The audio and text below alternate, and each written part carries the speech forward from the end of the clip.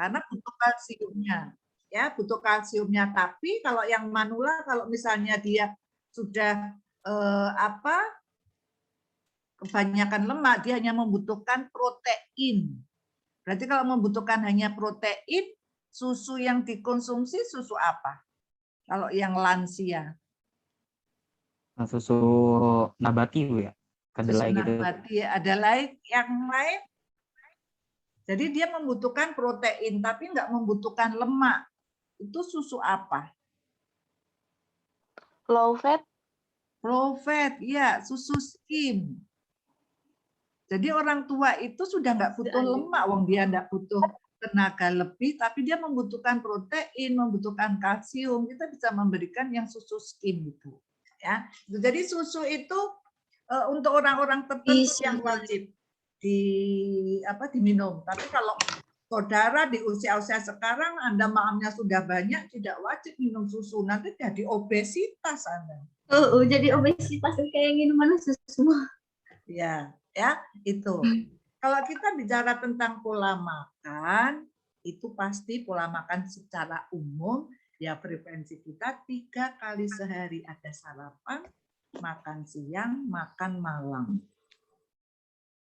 Dan ada hidangan selingan. Hidangan selingan itu jam berapa sama jam berapa? Kira-kira hidangan selingan atau snack? Jam Duhur. sama. Dan sesudah duhur. Sesudah duhur sama? Jam 10 sampai Jam 10-an. jam 3. Sama jam 4 sore. Mas, setelah sarapan, Bu. Ya, jadi namanya pola makan itu 3 kali sehari, bisa ditambah snack pagi sama snack sore. Snack pagi itu antara jam 9 sampai jam 10. Kalau sore ya antara jam 4 sampai jam 5. Jadi kalau Anda di rumah sakit, di penyelenggaraan makanan banyak, itu menunya mesti ada sarapan, snack pagi, makan siang, snack sore, makan malam. Itu pasti. Karena kadang-kadang kita makan tuh jumlahnya enggak bisa banyak. Kalau kita jumlahnya enggak bisa banyak, padahal anjurannya harus sekian kalori, Anda maamnya cuma sedikit, maka Anda perlu snack jam 9. Kan nggak mungkin Anda mau maam, misalnya kebutuhan nasinya ya, misalnya 700 gram, atau yang perempuan itu 600. Mau dibagi 200 gram, 200 gram, 200 gram, itu kadang-kadang nggak habis. Nah, Anda bisa paginya 100, ini 200, 200, nah 100. Gimana kebutuhan karbohidratnya? Bisa dimasukkan di selingan pagi maupun selingan sore.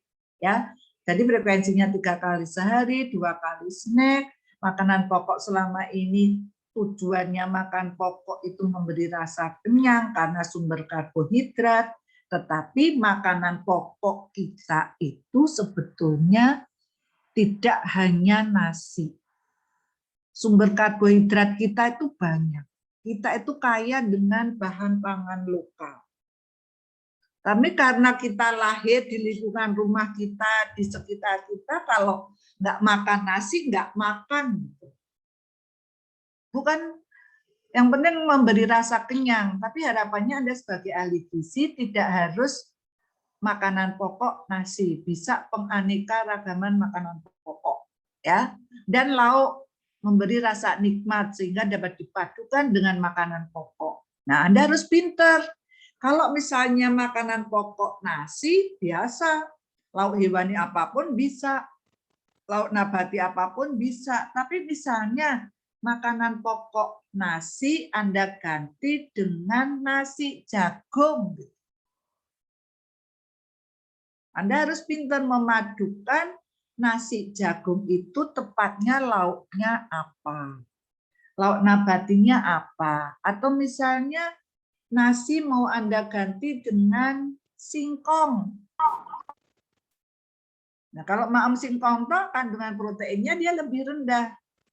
Maka harus dipadukan dengan lauk pauk atau protein hewani yang enak, supaya sumber karbohidratnya masuk yang dari singkong. Begitu juga ada sayuran dan buah. Ya, jadi pola makan Indonesia itu ya seperti itu. Frekuensinya 3 kali sehari, ada hidangan makanan pokok, lauk hewani, nabati, sayur.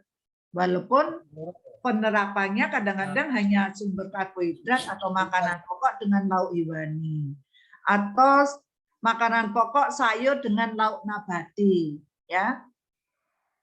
Pas tanggal muda anak-anak kos karena dapat uang saku baru dapat kiriman, makanan lauk hewaninya lebih lengkap gitu. Tapi setelah mendekati uang sakunya habis, hanya sumber karbohidrat sama nabati. Itu kan bisa aja. Nah, Anda sebagai ahli gizi harus bisa menjaga menu seimbang dari awal sampai akhir.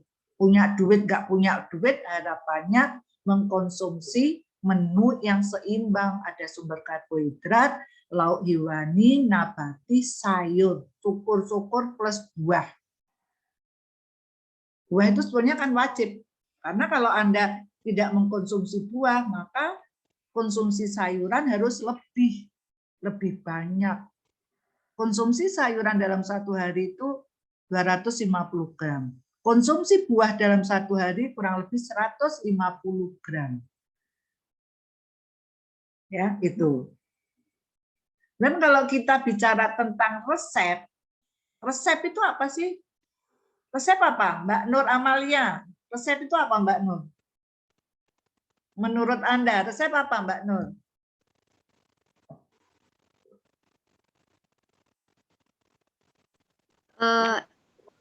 Ini kali Bu, cara memasak kayak gitu. Cara memasak boleh. Siapa lagi yang mau menambahkan? Mbak Afifah. Langkah-langkah dan tata cara dalam Menjelaskan cara sebelum menyiapkan atau membuat sesuatu. Cara memasak dari bahan hingga cara membuatnya. Cara membuatnya, jadi suatu informasi gitu ya. Jadi resep masakan itu banyak. Tapi bagaimana resep masakan itu menghasilkan suatu produk yang bagus, yang lezat, yang enak, itu yang perlu diuji coba. Jadi sebetulnya resep itu kan rangkaian instruksi yang menghasilkan masakan. Kan ada caranya itu. Berarti instruksinya apa? Misalnya kupas kupas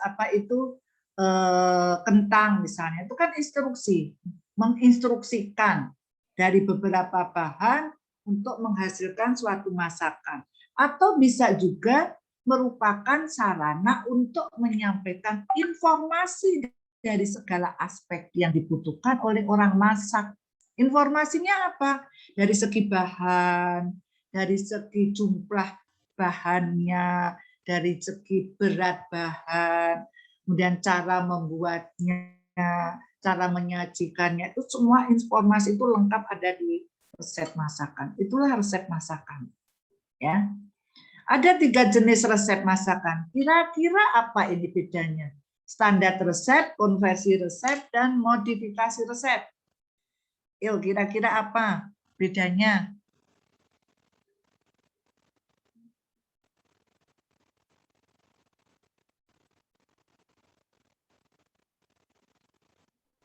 izin menjawab Ibu. Ya, siapa ini? Gusti. Maaf Ya. ya Ibu on kamera. Ya, enggak apa-apa. NIM berapa, Kalau Mbak? 176. 176, ya. Nah, ini menurut saya ya Ibu. Nah, kalau standar itu kayak misalnya resep-resep yang memang sudah beredar yang ada di pasaran gitu. Jadi misalnya kayak cara buat tempe goreng kayak pakai air garam baru dimasukin baru digoreng gitu.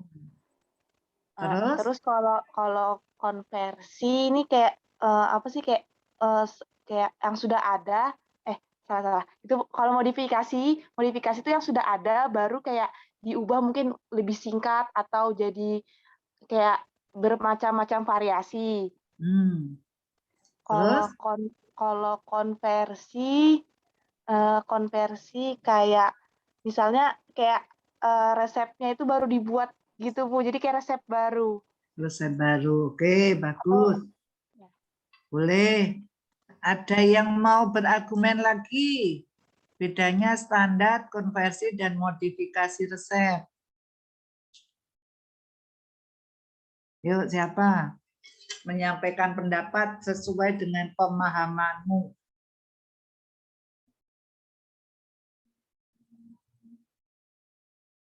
Sudah, nggak ada yang menambah, mau melengkapi? Oke, kita buka satu persatu. Namanya resep standar itu kan tadi resep itu kan instruksi. Kalau resep standar itu instruksi yang menggambarkan segala sesuatu dengan teliti, dengan tepat, yang sudah terstandar, standar dari bahannya, standar dari bumbunya, standar dari cara pembuatannya. Siapapun yang akan masak menggunakan resep standar itu, hasilnya sama.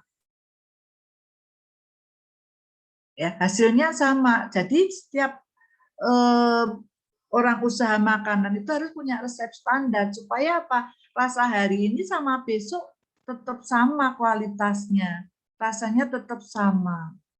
Kalau di rumah sakit fungsinya standar resep buat apa? Ya supaya sama, jangan sampai hari ini tempenya 50 gram, nggak punya standar resep, nggak punya standar porsi, besok motongnya kelebihan 60 gram. Ya, kalau yang untuk komersil resep standar itu mahal.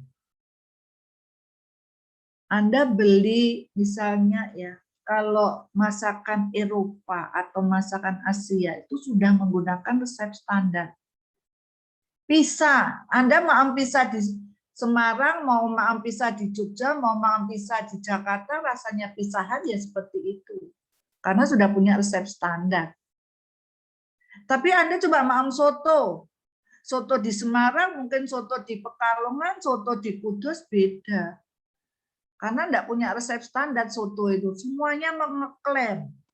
Ada soto Madura, ada soto Kudus, ada soto Bandung. Ya, tapi kalau masakan Eropa tidak. Jadi resep standar itu siapapun yang masak hasilnya sama. Semuanya terstandar. Ada ukurannya, ada beratnya, ada porsinya. Tapi kalau konversi resep, ini menggunakan resep standar tadi untuk mendapatkan kuantitas. Kuantitas itu kan jumlah. Ya, untuk mendapatkan jumlah porsi makanan yang tidak sama. Misalnya resep standarmu membuat sup dengan bahan bla bla bla bla bla menghasilkan 10 porsi. Anda mau membuat sup 50 porsi. Berarti dari resep standar itu berapa kalinya? Berapa kalinya? Resep standarnya untuk 10 porsi. Anda mau membuat 50 porsi. Berarti Anda membuat dari resep standar itu berapa kalinya? 5 kali. 5 kalinya. Semua bahan dikalikan 5 kalinya. Itu namanya dikonversi resep dengan jumlah yang lebih banyak.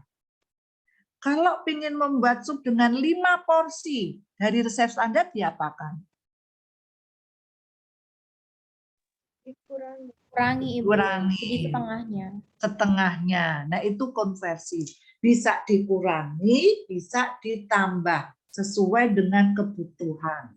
Jadi nanti kalau kita pas praktek, misalnya di resep tertulis misalnya ya, Anda masak opor misalnya, di situ tertulis 200 gram ayam. Bu, saya cuma dapat 100 gram. Ya, Anda bisa masak opor ayam tapi dengan setengah resep, separuh resep. Jadi dikonversi resepnya itu menjadi separuhnya. Semua bahan dibuat separuh. Kalau modifikasi menggunakan resep standar itu untuk resep standar itu diganti sebagian bahan disesuaikan dengan kondisi konsumen atau kondisi pemesan atau disesuaikan dengan musim. Ya, ini biasanya sangat dibutuhkan kalau Anda bekerja di instansi penyelenggaraan makanan banyak atau di rumah sakit. Misalnya di situ ada menu puding. Puding itu kan mesti rasanya manis, ada gula. kebetulan ada pasien yang untuk mengurangi gula. Terus podengmu piye, Mbak? Terus Anda membuat podeng pakai gula enggak? Untuk si pasien yang mengurangi gula itu. Bisa diganti Bu gulanya mungkin. Nah, diganti apa? Pakai gula stevia. Mungkin. Ya, bisa pakai gula yang 0 kalori. Ya. Jadi ada bahan-bahan komersil yang dipakai untuk diet, yang dipakai untuk kebutuhan khusus si pasien. Itu tadi, misalnya pengen gula yang rendah kalori pakai tropicanasin. Terus kalau misalnya santan, dia harus mengurangi santan, mungkin bisa diganti susu kedelai yang kandungan lemaknya berkurang. Itu tadi yang susu full cream karena mengurangi lemak bisa diganti susu skim. Karena sekarang lagi musim apa terserah Anda modifikasi dari resep, Anda ganti apa gitu. Ya itu namanya modifikasi resep. Ini ahlinya seorang ahli gizi.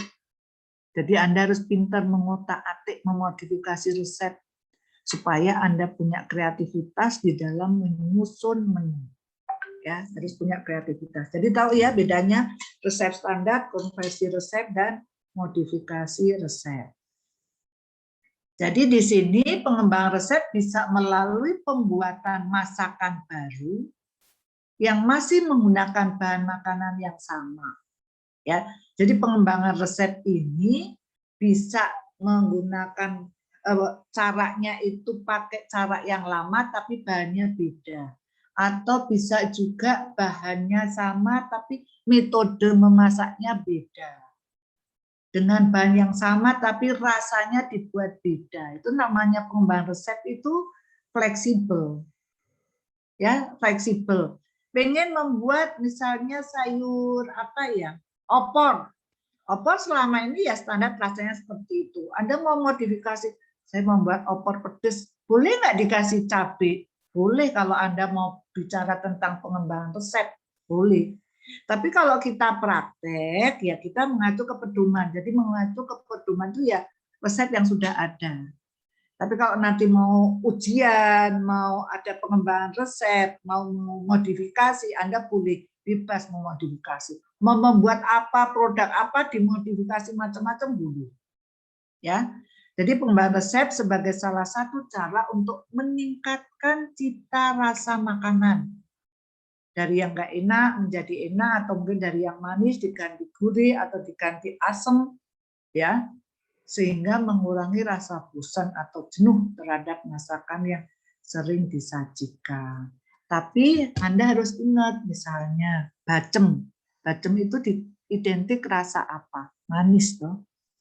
Anda nggak mungkin membuat bacem rasa asin, itu kan nggak umum. Ya kan nggak umum. Jadi Anda harus tetap melihat karakteristik daripada masakan itu. Nggak bisa dengan begitu mudahnya dimodifikasi. Kalau modifikasinya kurang tepat, yang penting kan pengembangan resep modifikasi ya, tapi hasilnya tepat enggak, disukai konsumen atau enggak, ya. Kemudian tujuan pengembangan resep di sini untuk meningkatkan keanekaragaman masakan bagi konsumen. Jadi tidak monoton, hanya itu saja. Dari satu bahan bisa dibuat berbagai macam produk. Satu contoh, membuat opor. Opor itu bisa dari ayam, opor tahu, opor tempe, opor ikan, dari segi bumbunya. Ya. Bumbunya sama, bahannya macam-macam. Atau bisa juga Anda membuat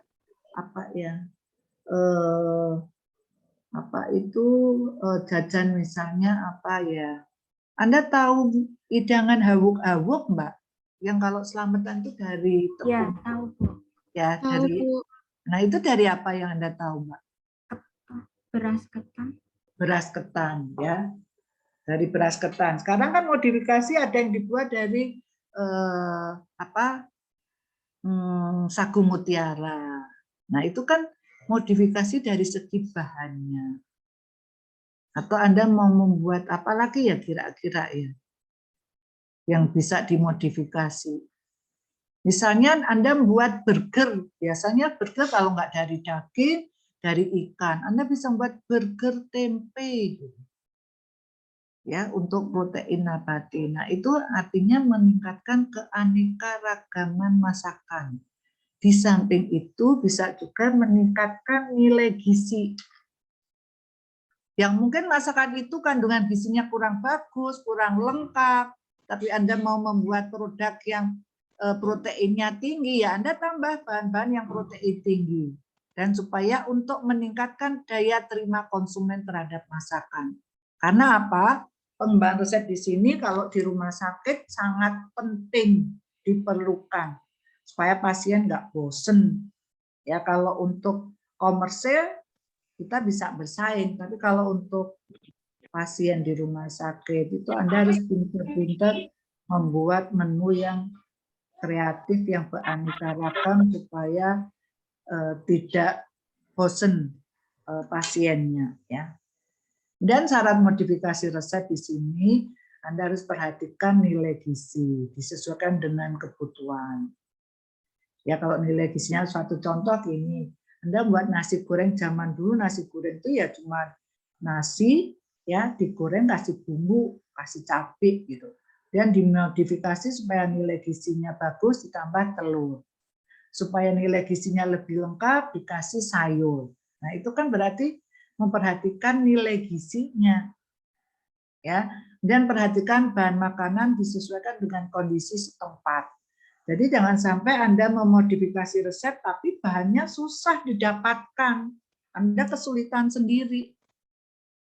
Ya, jadi bahan harus tersedia, harganya tidak terlalu mahal, didukung dengan alat yang ada, dibantu dengan SDM-nya yang mampu mengelola produk-produk yang sudah saudara modifikasi. Jangan sampai Anda pintar, kreatif sebagai ahli gizi, ya, Anda memodifikasi macam-macam resep, tetapi sing masak ora pinter, yang masak nggak ada, atau mungkin alatnya nggak ada, nggak didukung. Ya, itu misalnya Anda mau modifikasi cake, selama ini cake-nya yang di resep di oven, Anda ovennya rusak. Anda bisa memodifikasi dikukus misalnya, ya itu. Jadi modifikasi itu lebih fleksibel. Dan kalau format resep ini standar ya, namanya resep itu pasti ada nama masakan, ada bahannya, dilengkapi dengan ukuran. Ya, dilengkapi dengan ukuran itu jangan sampai misalnya membuat brownies, bahannya telur, tepung, coklat, margarin, cuma itu aja, nggak tahu berapa kebutuhannya, berapa gram, nggak tahu. Dan alat yang digunakan ini yang ideal. Format resep yang ideal itu seperti ini. Ada alatnya, ada cara membuatnya, ada waktu memasaknya, kemudian hasilnya berapa porsi, kemudian bisa dilengkapi dengan garnish atau tidak, dilengkapi dengan hidangan pelengkap atau tidak, itu semuanya harus lengkap. Tetapi kenyataan selama ini resep-resep yang ada di pasaran itu tidak selengkap itu. Di panduan Bu Irma ya tidak selengkap ini. Ada peralatan, kemudian dikasih garis apa, enggak. Tapi harapannya mahasiswa bisa lebih kreatif. Kreatif, oh kalau saya buat nasi goreng saya kasih garis apa. Supaya apa? Anda tidak hanya sekedar masak, tetapi ada inisiatif untuk memberikan sesuatu hidangan diberi sentuhan garnish yang lebih menarik, ya itu. Bu Irma di panduan, jadi bagi mahasiswa yang tadi sudah mau mulai praktek, sudah dapat panduan, buku panduan praktikum gizi kuliner, Bu Irma itu bukan resep standar, itu nggak lengkap, ya nggak lengkap. Harapannya Anda bisa memberikan kreativitas dari resep itu. Kemudian kegunaan resep untuk mengetahui dasar-dasar cara membuat. Dengan adanya resep Anda bisa tahu, oh caranya membuat sayur sup ini seperti ini. Oh caranya membuat omelet itu seperti ini. Oh, caranya membuat gado-gado seperti ini. Jadi Anda tahu bagaimana cara membuat masakan X. Atau bisa juga kegunaannya untuk mengubah resep yang ada sesuai dengan keadaan setempat. Tadi dimodifikasi namanya. Contohnya, bahan diganti sesuai musim. Oh, sekarang lagi musim apa misalnya ya? Yang jarang ada. Lobak itu tidak selalu ada. Kalau lobak nggak ada, di situ di resep ada lobak, Anda diganti apa kalau lobak nggak ada? Kau lobak, Mbak, Mas? Tahu Lobak itu yang kayak apa, Mas Akma?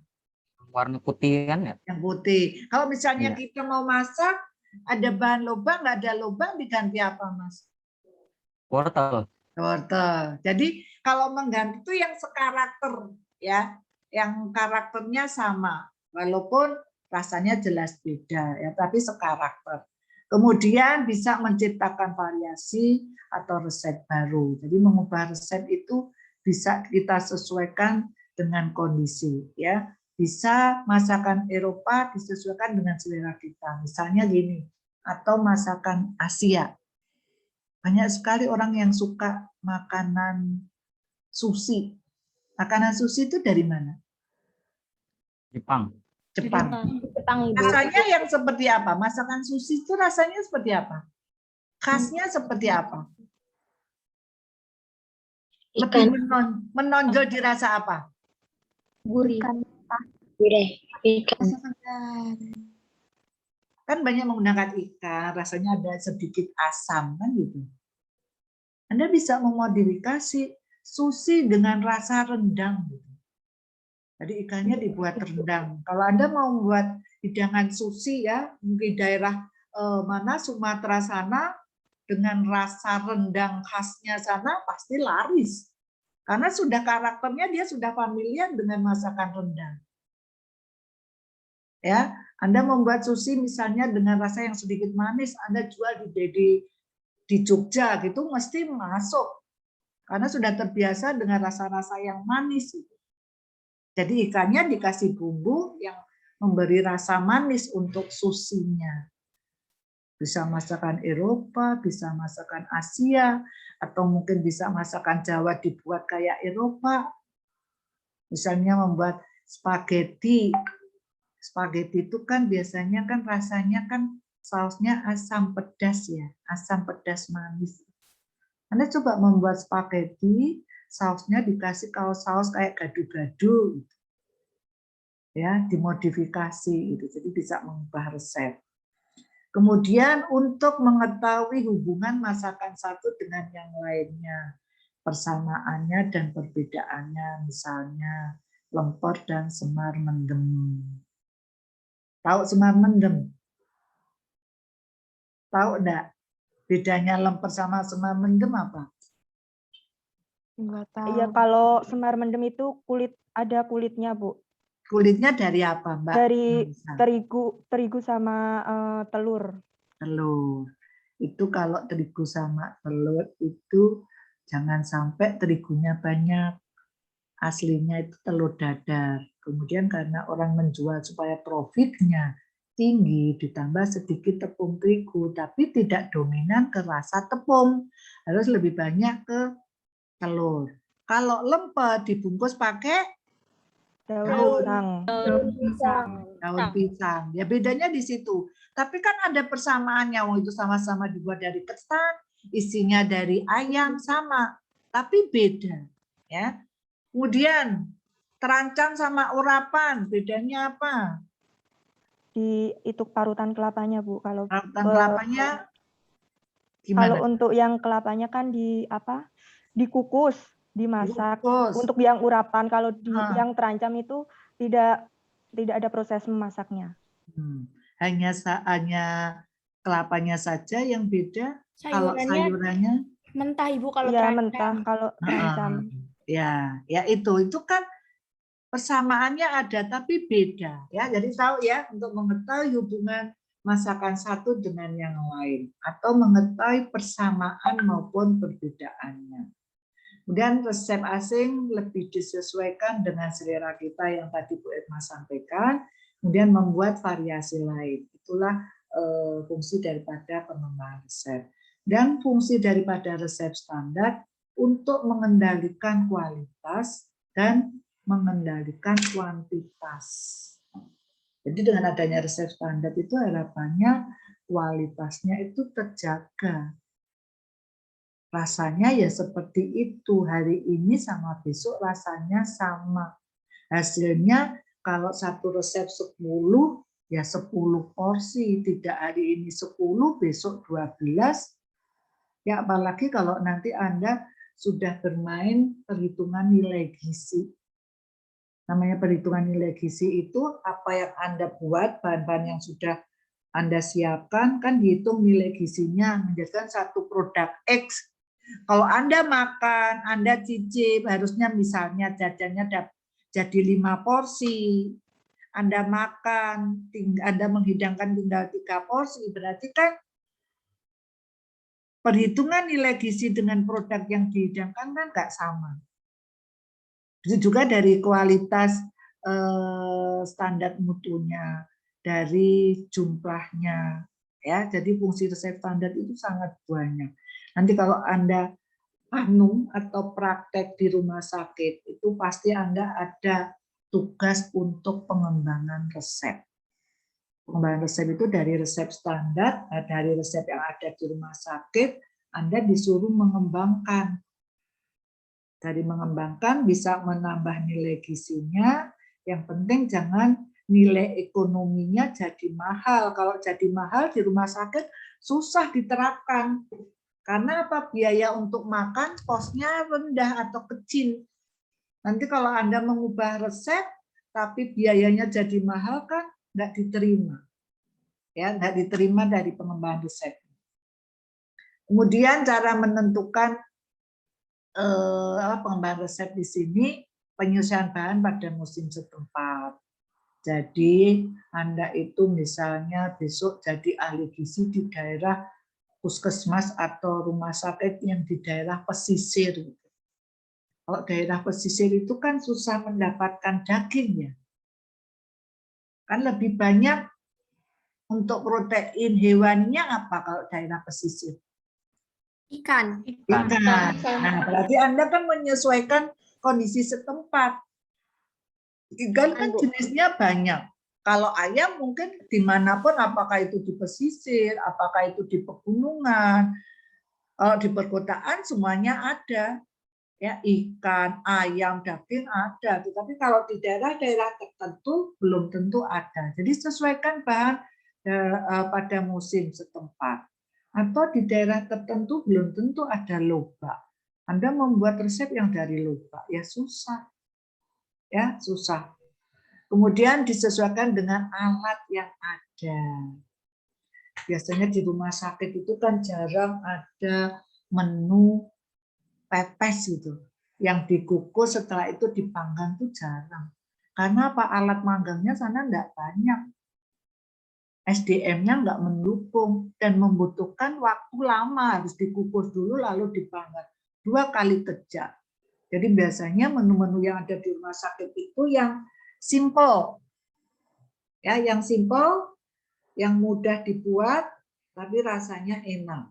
Karena kalau di rumah sakit di samping rasanya enak, tampilannya menarik, perhitungan nilai gizinya harus diperhatikan.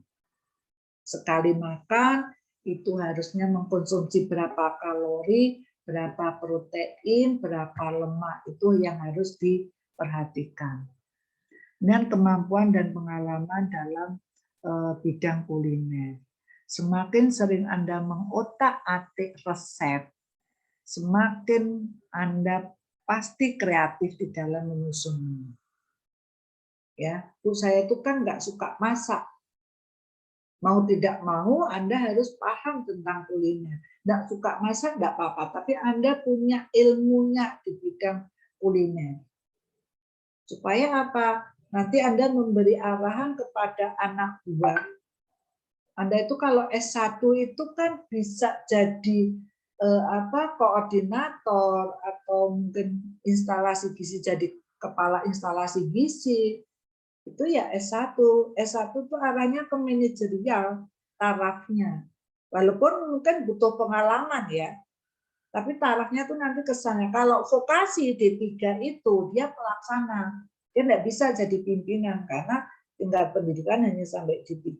Kalau Anda S1 harus mampu dan bisa, walaupun Anda butuh waktu yang panjang. Misalnya nanti Anda sudah lulus S1, diterima di puskesmas daerah pelosok, puskesmasnya baru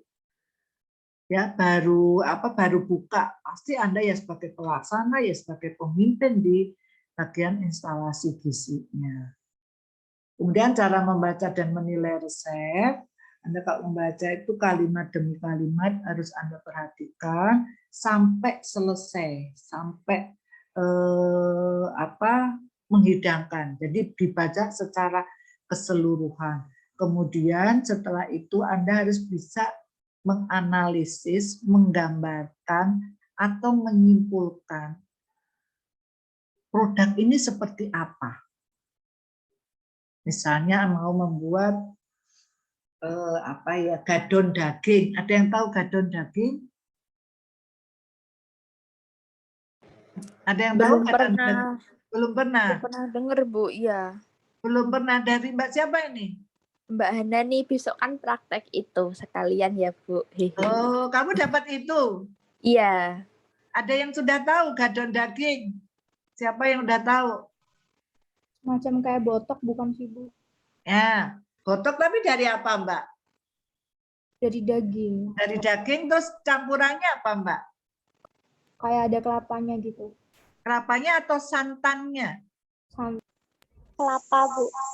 Sama kelapa. Kelapanya. Kalau botok itu pakainya kelapa, tapi kalau gadon itu yang menyerupai botok kemasannya, tapi yang dipakai bukan kelapa tapi santannya.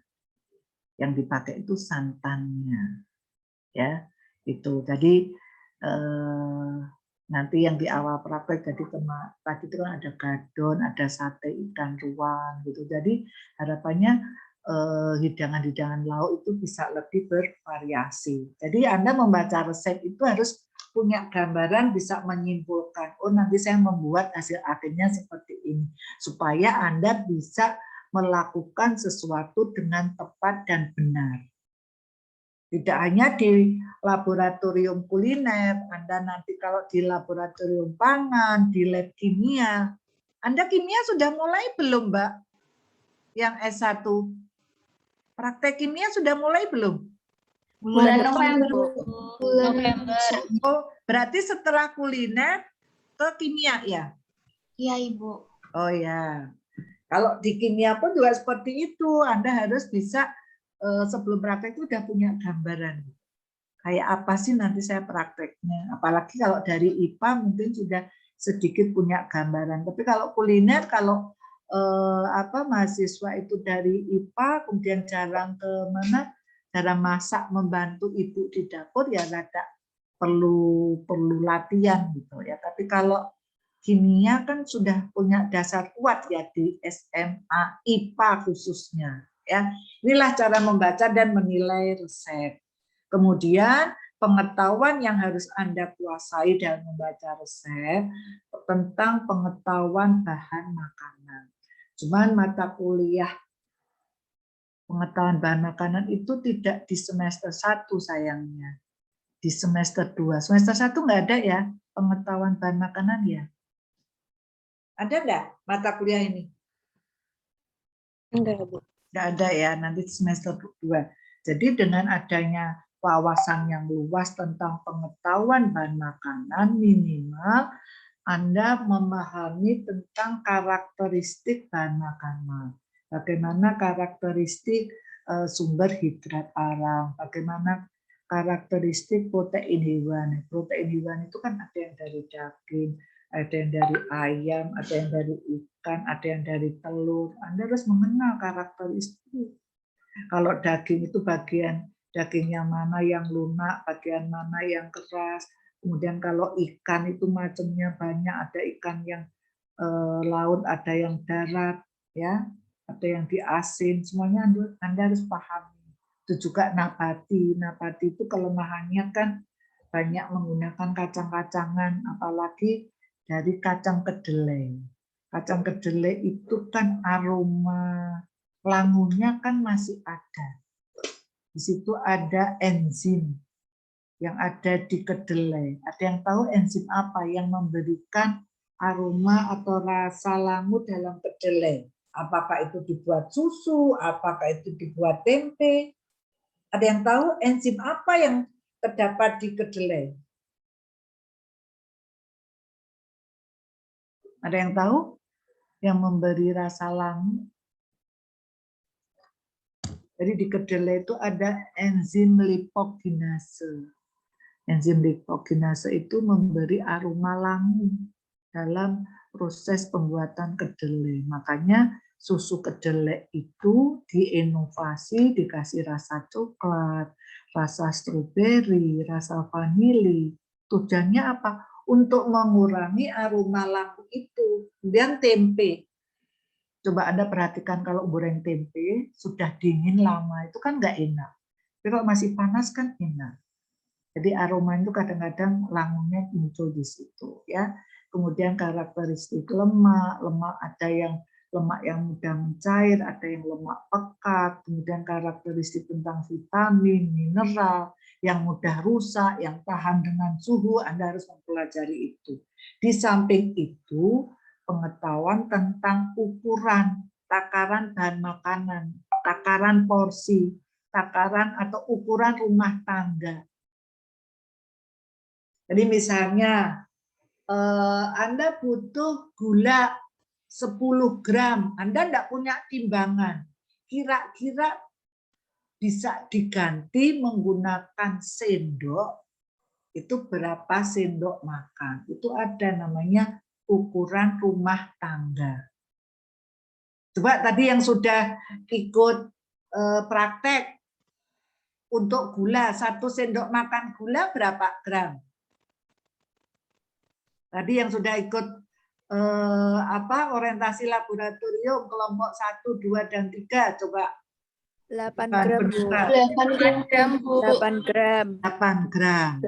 Jadi kalau kondisi terpaksa Anda tidak punya timbangan, Anda bisa menggunakan URT, ukuran rumah tangga.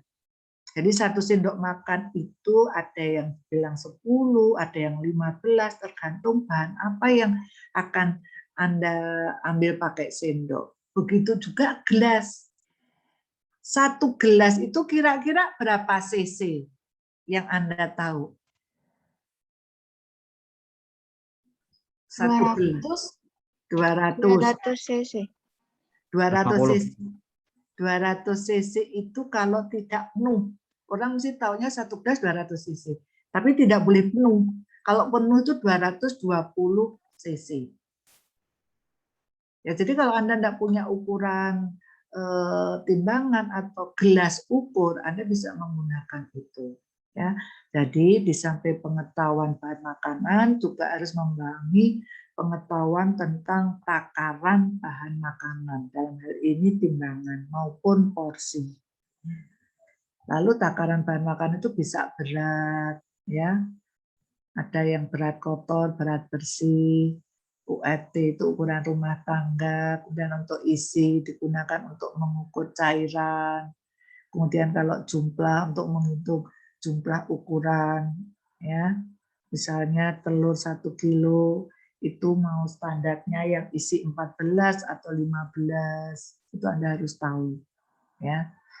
Di sini kalau berat, perhatikan berat kotor, berat bersih, ini harus bisa dicermati.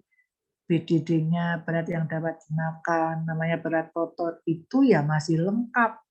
Misalnya bayam, masih ada akarnya, ada batangnya.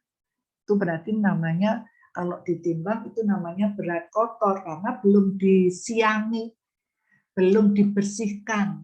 Jadi semuanya masih jadi satu. Kalau sudah dibersihkan, nggak ada akarnya, itu namanya berat bersih. Nah, bagaimana cara menghitungnya?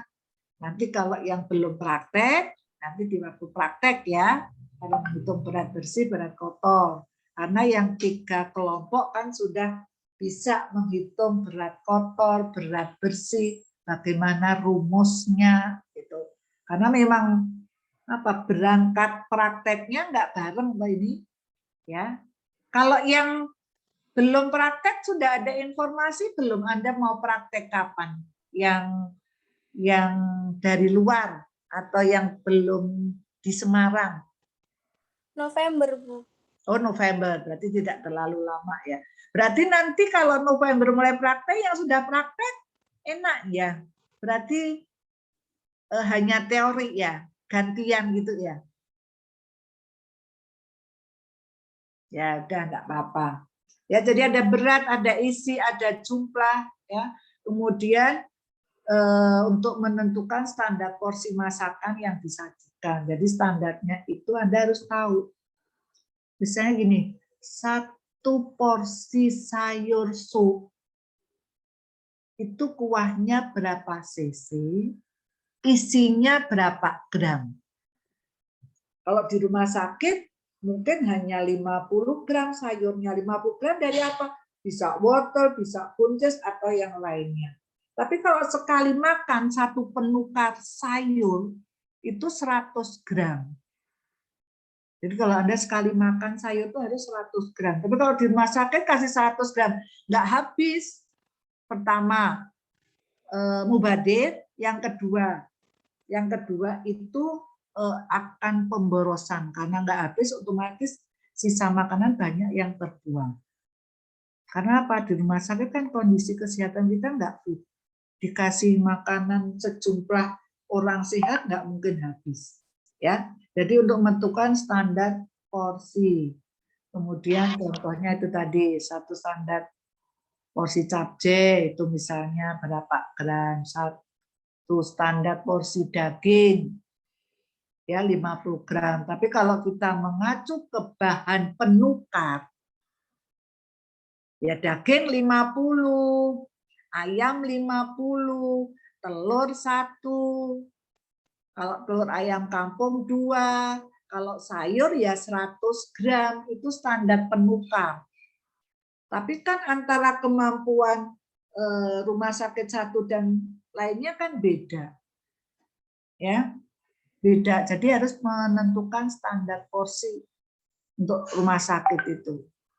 Tapi acuannya tetap di penukar, mau 1 penukar atau setengah penukar atau berapa penukar. Dan unit dasar metrik ya, berat itu pasti pakai gram, ounce, kilo. Kalau untuk resep standar itu biasanya menggunakan gram, jarang menggunakan kilo karena resep standar itu biasanya menghasilkan porsi yang tidak terlalu banyak. Karena apa? Nanti bisa dikonversi resep itu, bisa diperbanyak maupun dikurangi.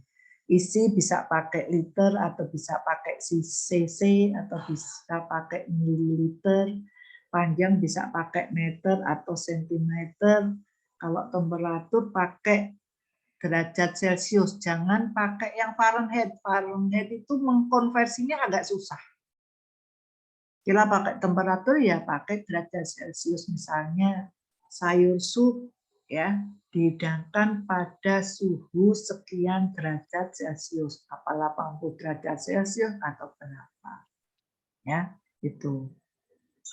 Kemudian kalau unit metrik Amerika, kalau berat itu biasanya menggunakan pounds. 1 pound itu kurang lebih 500 gram. Kalau volume biasanya menggunakan galon. Ya, 1 galon itu kurang lebih 4 quarts. Kalau kita berarti 4 cup atau 4 gelas, 4 kali 4 16 gelas. Itu pakai metrik Amerika ya. Kemudian kalau 1 ounce itu 2 sendok makan. Kemudian kalau panjang ya pakainya inci sama tempat kita ya gitu. Ya, ada pertanyaan? Izin bertanya. Izin bertanya, Bu. Ya, monggo. Ayo Mbak atau Mas, foto baik. Saya Bu Anissa dulu. Anissa Andini, Bu. Ya. Mohon maaf Bu, izin bertanya. Terkait pola makan yang telah Ibu jelaskan pada slide PPT yang ada pengertian sayuran yang memberi rasa segar dan melancarkan proses menelan, dan buah sebagai pencuci mulut, seperti yang Ibu bilang bahwa kita itu setiap hari mengusahakan untuk mengonsumsi buah dan sayur. Sedangkan konsumsi buah dan sayur kan setiap orang itu berbeda-beda untuk cara konsumsinya. Misal ada yang dimasak, ada yang dimakan langsung. Dan di sini yang akan saya tanyakan itu terkait konsumsi buah dan sayur, adanya alat blender dan juicer, Bu. Jika mungkin nanti dalam ahli gizi kan kita ada konsultasi pasien nih yang bertanya berkaitan dengan menghadapi permasalahan penggunaan blender dan juicer. Jika kita bandingkan lebih baik menggunakan metode yang mana, dan sedangkan untuk kita menggunakan juicer sendiri itu kan diambil sari-sarinya, Bu. Itu bagaimana menurut Ibu, padahal nilai serat sendiri yang banyak itu terkandung pada bagian buahnya, Bu. Ya. Baik, terima kasih, Bu. Pinter pertanyaannya, wabot itu, wow, panjang gitu ya. Jadi kalau Anda mau menghidangkan sayur dalam bentuk jus, atau tadi masuk dalam juicer yang untuk memisahkan sari dan ampasnya, tergantung konteksnya. Anda mengkonsumsi buah itu ingin mendapatkan apa? Kalau ingin mendapatkan rasa dan seratnya, vitamin dan seratnya, itu lebih tepat mengkonsumsi jus atau yang pakai juicer itu yang dipisahkan. Karena Bu Irma balik bertanya. Jus. Kalau jus, karena jus itu dikonsumsi semuanya dengan ampasnya.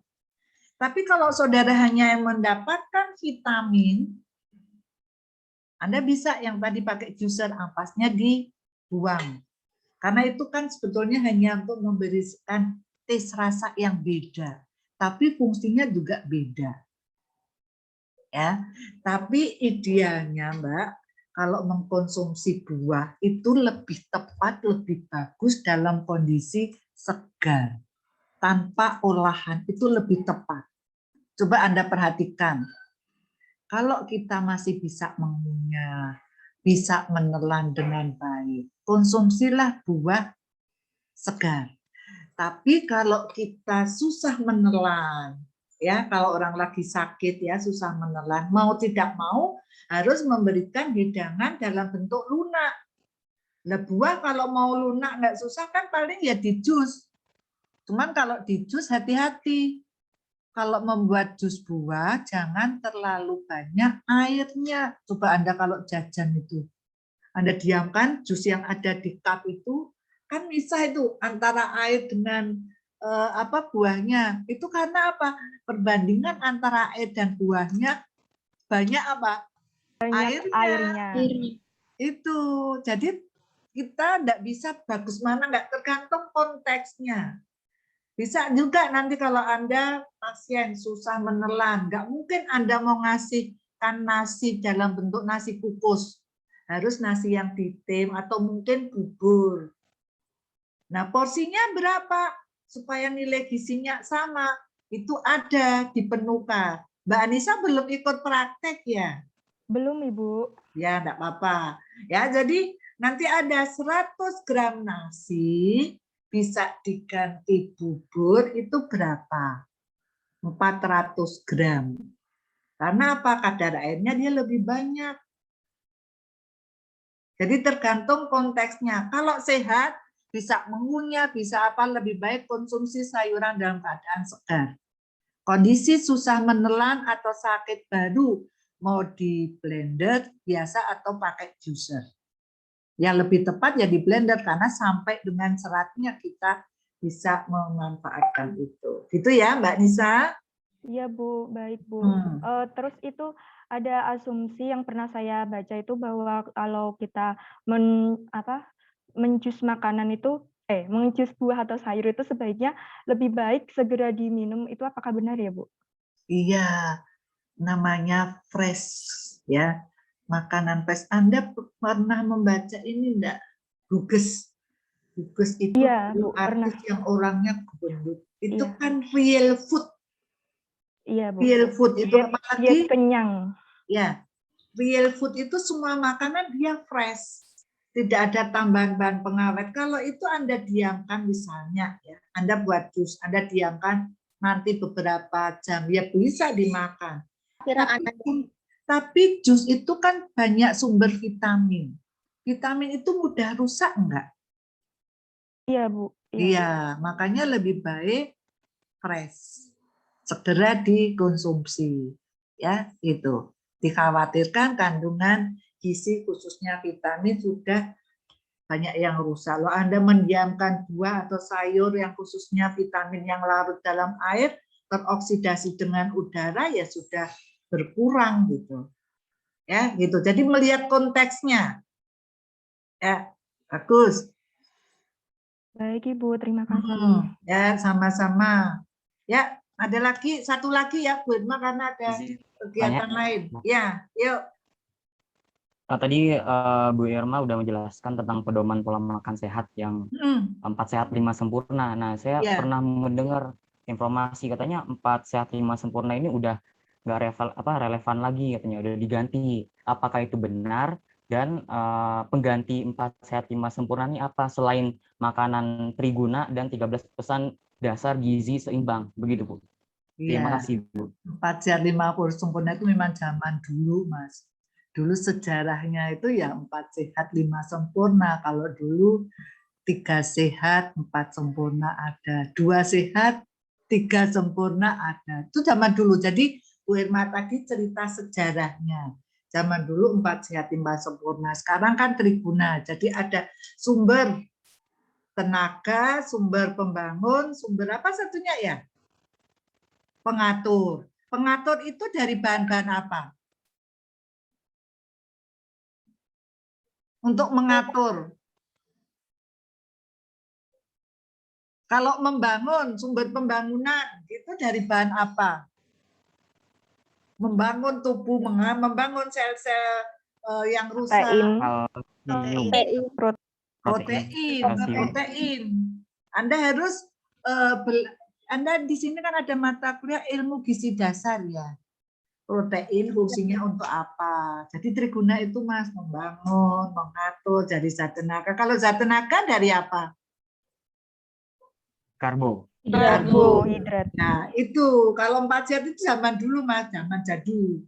Terus sekarang sudah enggak relevan lagi.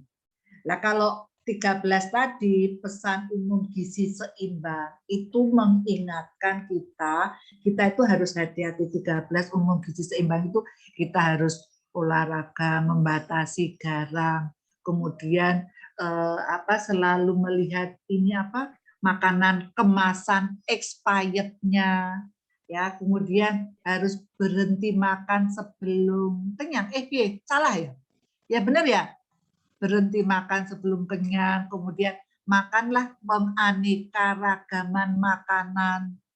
Gitu. Jadi pesan umum gizi seimbang itu memang melekat sebagai ahli gizi. Kalau Anda memberikan penyuluhan itu bisa diberikan edukasi kepada masyarakat yang memang pola makannya kurang baik. Jadi dengan pesan itu harapannya dia ingat, oh saya harus olahraga. Terus jangan lupa menimbang berat badan rutin supaya tidak tiba-tiba melar obes, apalagi di kondisi pandemi, PPKM lama, kita makan banyak, aktivitas berkurang. Tahu-tahu ditimbang melar. Jadi selalu mengingatkan itu supaya pola makan kita bagus, kesehatan kita bagus. Itu ya Mas Akmal. Baik Bu, terima kasih Bu. Ya, saya kira itu close dulu ya. Ini terakhir tugas nih. Ya, Anda cari resep, boleh kue, boleh lauk, boleh sayur atau dessert. Dessert itu boleh cake, boleh pudding. Tapi resep dari metrik Amerika. Jadi resep dari luar. Jadi bukan kilogram on. Setelah itu Anda konversi pakai metrik Indonesia dan cara membuatnya diganti Indonesia. Mau kelompok apa individu? Kelompok. Kelompok anggotanya berapa? Berarti ada kelas A sama kelas B ya? 4 ya, oke ya. Jadi kelas A nanti menjadi kalau 60 berarti berapa kelompok itu? 15, salah ya? 14 atau 13? 14. Maaf, apa nggak pakai yang kemarin aja kelompoknya? Oh, boleh. Yang tugas itu. Kemarin berapa kelompok, Mbak? Yang tugas peralatan ya? Iya, satu kelompok 1 orang, Bu. Tapi ada mahasiswa yang baru gabung, tolong itu yang baru gabung ada berapa mahasiswa? Coba yang baru gabung ada berapa mahasiswa? Kemarin sudah ada yang SMS Bu Irma 1. Coba ada berapa orang yang baru bergabung? Kalau nggak salah 2, Ibu. Laki-laki 1 sama perempuan 1. Ya, tolong yang 2 itu dimasukkan ke kelompok yang anggotanya semua sama atau ada yang sedikit? Kemarin Bapak saya belum buka ininya, baru melihat isinya tapi belum membaca anggotanya. Tolong itu dimasukkan, masuk ke kelompok mana, nanti dibagi ya, yang kue siapa, yang lauk siapa, sayur siapa, dessert siapa, puding atau cake siapa. Jadi semuanya tidak ngelompok kue gitu. Jadi kalau mau dibagi misalnya ada 15 kelompok, kelas A, kelas B-nya 15 kelompok, kalau ini ada 5 tema, berarti kan kuenya misalnya 3 kelompok, lauknya berapa kelompok gitu, ada sayur, jadi lebih bervariasi. Jadi nanti Anda mendownload resep asingnya dulu, syukur-syukur dilengkapi dengan gambar. Ya. Setelah itu Anda konversi pakai Made in Indonesia, lengkap dengan cara membuatnya. Ya. Itu. Baik, Bu. Dikumpulkan 2 minggu ke depan dalam bentuk software ya, kayak kemarin dimasukkan dalam Google Drive aja, lalu di email. Ya, jadi tidak perlu di preprint. Oke, gitu ya. Dengan berat hati bisa kita akhiri dulu ya, karena ada sesuatu, Irma. Oke, bisa kita akhiri pertemuan pada siang menjelang sore. Assalamualaikum warahmatullahi wabarakatuh. Waalaikumsalam warahmatullahi wabarakatuh. Terima kasih, Ibu. Waalaikumsalam warahmatullahi wabarakatuh. Izin live ya.